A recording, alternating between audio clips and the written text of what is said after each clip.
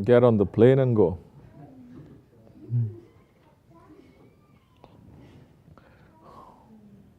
And go with the intention that you're not going to return.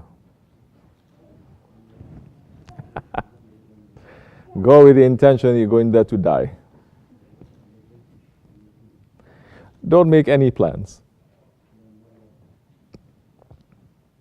You're supposed to do that for your Hajj, no? But so many I'm watching, they already make plans what to do after they come back from Hajj.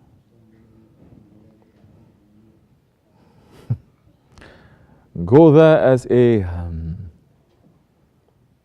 guest of Allah. Don't go there as a guest of the 5-star hotel or the guest of these tyrant regimes or the guest of capitalism, because it has become like that. Mecca and Medina, isn't it? It's worse than Times Square. It's worse than Times Square. Times Square is supposed to be Times Square. There's nothing wrong with Times Square because Times Square doesn't try to be something else. It is supposed to be the center of capitalism. Buying and selling. Looking around, flashing lights, so many ilahs around. But Kaaba is suffering right now. The Kaaba is very, very, very much in pain right now. Just as it was in pain when the Holy Prophet ﷺ before he was born. And it rejoiced when the Prophet is born because it says, now I'm going to be clean again. Now the Kaaba is very dirty.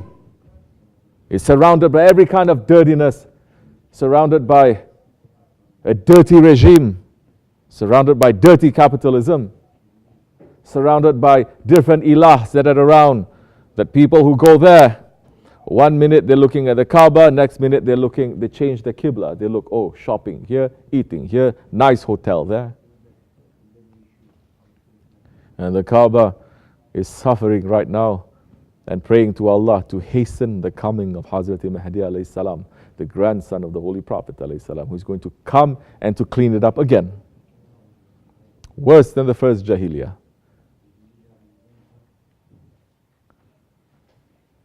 So, go to the Umrah as a guest of Allah. Don't go there as a guest of consumerism. Don't go there expecting luxuries. The Umrah and the Hajj is supposed to be a rehearsal for the death. That's why you're wearing the ihram. It's your shroud, your funeral shroud. You're assembling together like that. It is a reminder and a rehearsal for the assembling during the day of Judgment Day in the field of Mashhar. And what are you doing there anyway? What are you going to pray for there anyway? How many are really going there? Not asking anything from Allah. Dunya. Just asking from Allah for forgiveness and to become closer to Him and to His beloved ones.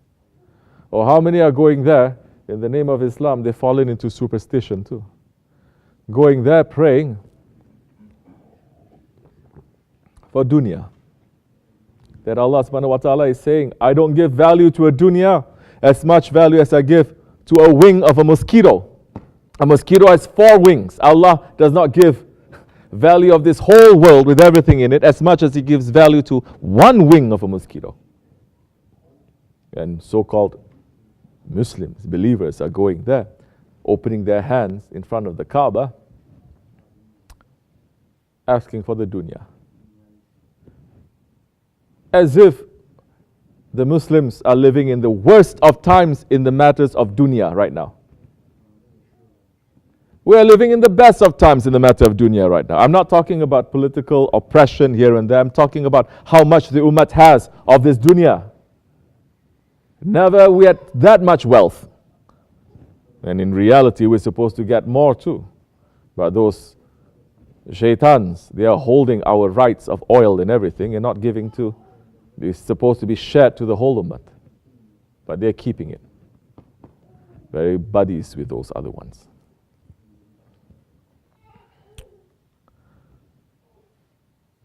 So now, what is the reason that we are going there? Let me tell you a story. Shaykh Effendi himself said this. One time, he went to the Hajj. He went to the Hajj several times. And he was sitting there in front of the Kaaba, because just to look at the Kaaba too, it is a worship. Just to look at a Kaaba. That's why Muslims, they always have pictures of the Kaaba in their house. Because just to look at it is considered a worship. Just to look at ayats, you get blessings and it's considered a worship. You don't have to know how to read it too so much. Because there's light there, it's going to give it to you. And you have respect. So many, they know how to read the Quran, they don't have respect. Bring that kid down. They don't have respect, especially these Arabs. Again, I'm hating the Arabs.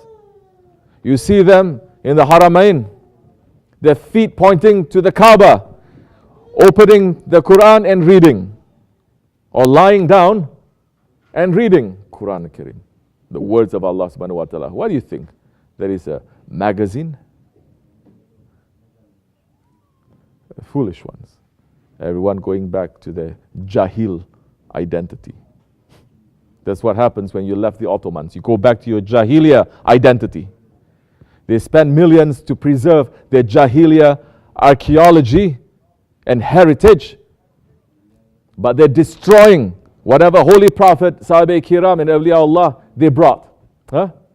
They found one wall that belongs to a king before the Prophet came, that he is a mushrik. They got very excited, they keep everything. But they're destroying everything that the Prophet came and built. They burned the date trees that himself he planted.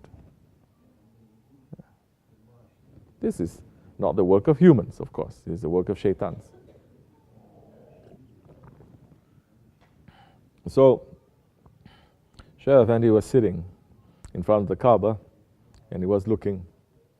And Shaykh Effendi is saying, to look at the Kaaba, it is worship. To look at the shape of the Kubba, to look at Medina Sharif, it is a worship.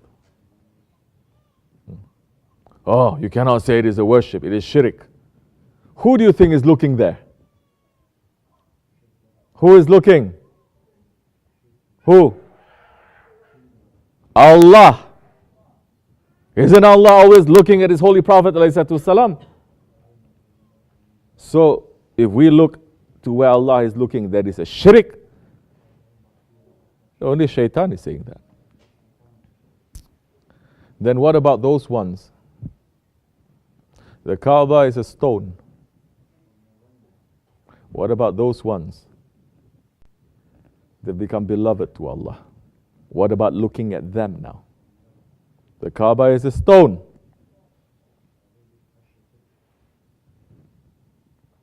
What about that Hazrati Insan?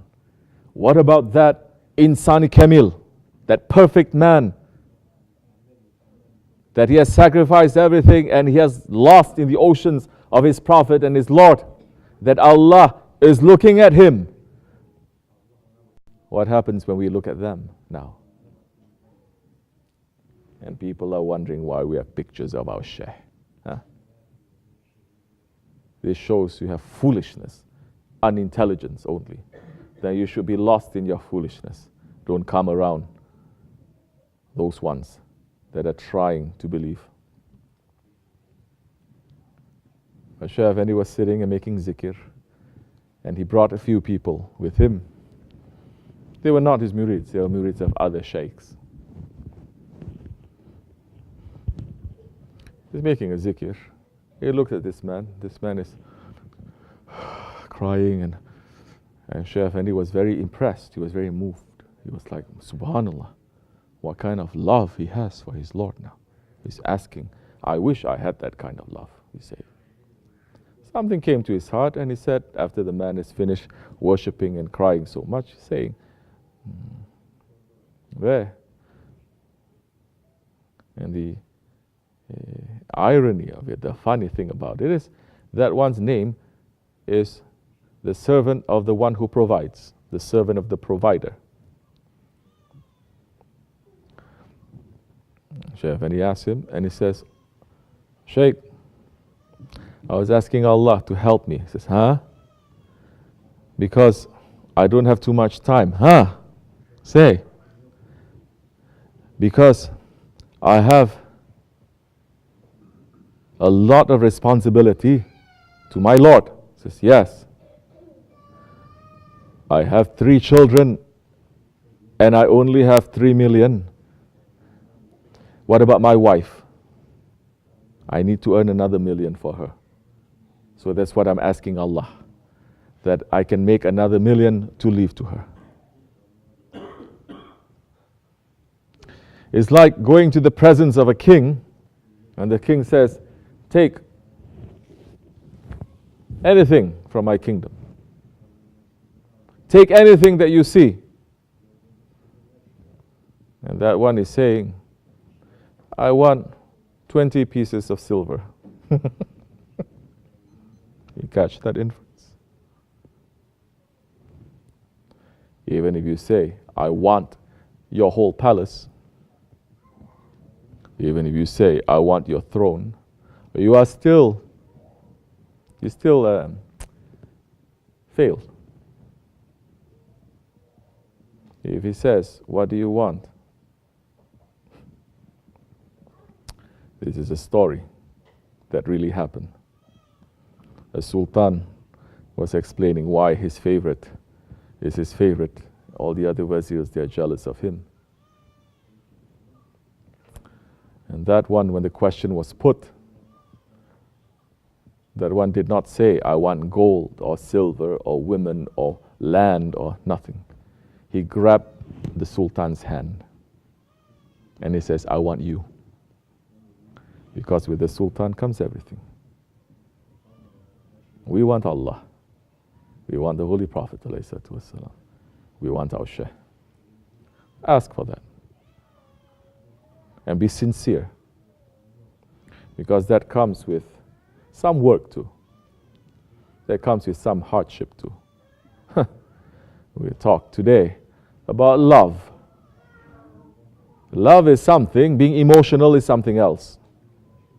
Okay? Love is something, being emotional is something else. Don't confuse the two things, especially in these days. Everyone is talking about love. Every movie is about love. Every song is about love, especially Bollywood. Everyone talking about pyar, heart, talking about love. Hollywood is talking about love, Bollywood talking about love, songs talking about love, books, everyone talking about love, that if an alien comes into this world, he thinks, Subhanallah. Of course, alien is going to say Subhanallah. Alien is going to say, Subhanallah, this is the planet of love. But if he enters only for 5 minutes, he knows it's a planet of hell. It's the opposite of the love. We have turned this planet into a living hell. So we're talking about that. Always remember now, in Islam, love comes with hardship. If you're not prepared for hardship, don't ask for that love. If you ask for that love and hardship comes to you, don't complain. That love may be taken away. And all you're going to get is hardship.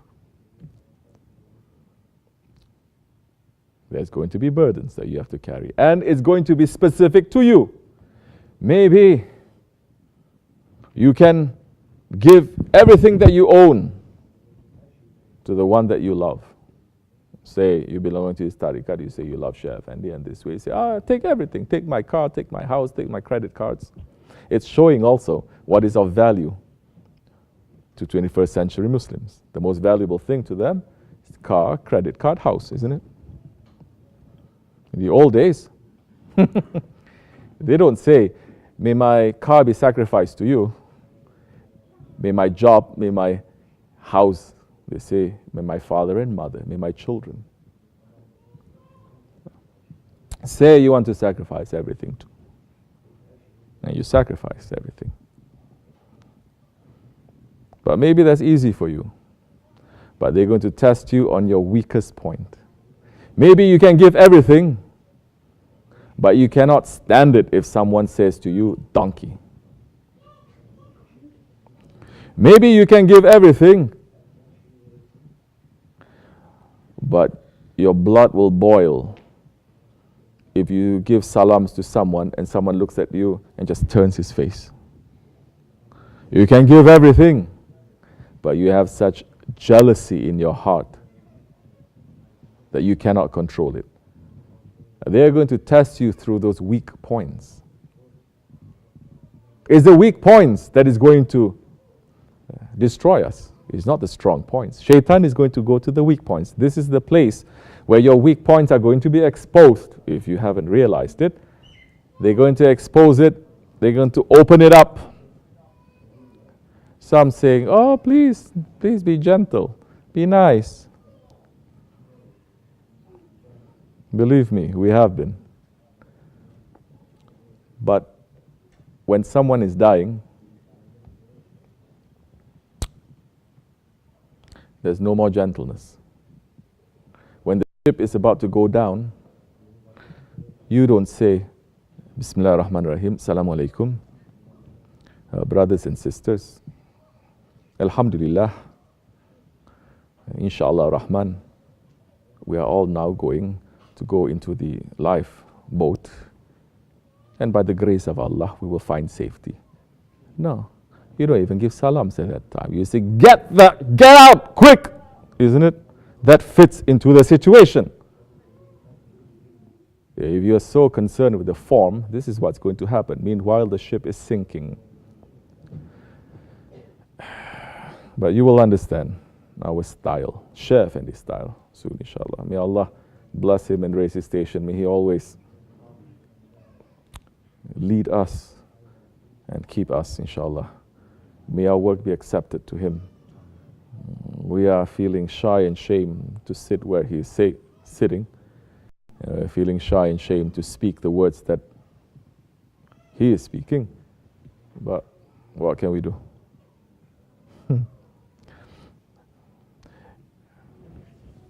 Last few months, before Shaykh Effendi was veiled, he used to send me to Passaic.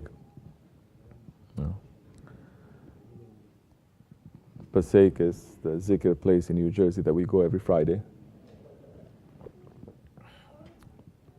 For a long time, Shaykh Effendi didn't bring me to Passaic. Years maybe, Friday nights. Then last few months, he used to send me. It's like, go. I don't know if I'm going to come, or I'm not coming. Go. I would go, I would sit on the floor, I would speak. He says, go, make zikr, whatever. So I would speak. Make some sohbat, make some zikr. Ask madad from him and speak. 9 out of 10 times, he would come. He would, I'm not going to say sneak in. A sheikh doesn't sneak in. He put, invisibility cloak like that. When I'm speaking or something, then quietly, he signaled to a couple of people, they very quietly. Because when the sheikh enters, the air changes. The feeling changes. If your heart is open, you're going to know. It means your heart is working.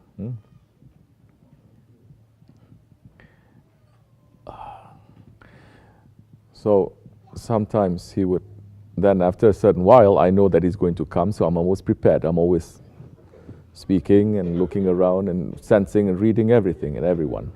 Because if somebody moves a different way, I know, oh, Shaykh Effendi is here. So he would put invisibility on everyone too, he used to, so that everyone is like relaxed. He would come in and is divided between the men and the women's part. This is women's, this is men. Men facing the Shaykh Effendi and women facing Shaykh Effendi, so they're not facing each other, they're not looking. Shaykh Effendi would come and sit in the women's area and sit down and listen to my sohbats when I know that he is there for certain. And tell you the truth, So many times I know that he's there. I would not talk.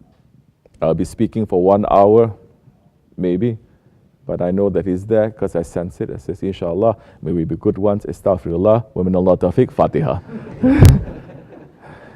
Because it's so difficult. It's very difficult. How are you going to speak when your shaykh is there? Even when he tells you speak, how are you going? I remember the first time he told me to speak, there was at the prayer vigil, and literally I had to fight with myself and I have to put everything down and say, I don't care, I'm just going to speak. You have to have that kind of, courage to speak then. But this was different. This was when he surprised me. And then when I speak, sometimes I speak and I don't want to say anything that he hasn't said. But sometimes he makes me to open certain things up. I don't want to do that too. One time I gave a waz, I picked one sohbet from Shaykh Maulana that is a little bit heavy. Later on, like after the Jummah, somebody asked a question, what does Shaykh Maulana say? This, and this is a high spiritual sohbet. And he says, who's saying that? He says, we heard it in the waz. He didn't even look at me. He says, mashallah, such spiritual sohbets people are giving these days. I could sit there and say, what do you mean? It's not my fault. It's Shaykh Maulana's words. You told me to. I just kept quiet. It's true. Astaghfirullah. So he would not sneak in. He would come quietly. He would sit. But sometimes I completely would not know that he's there. I'd speak.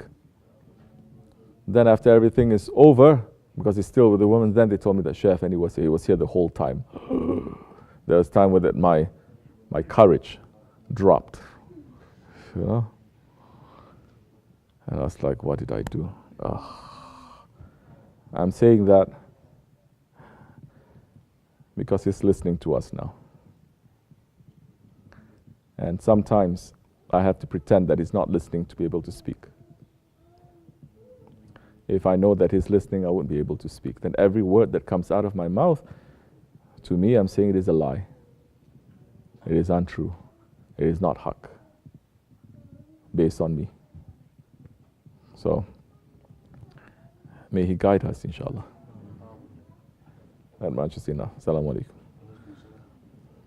Okay.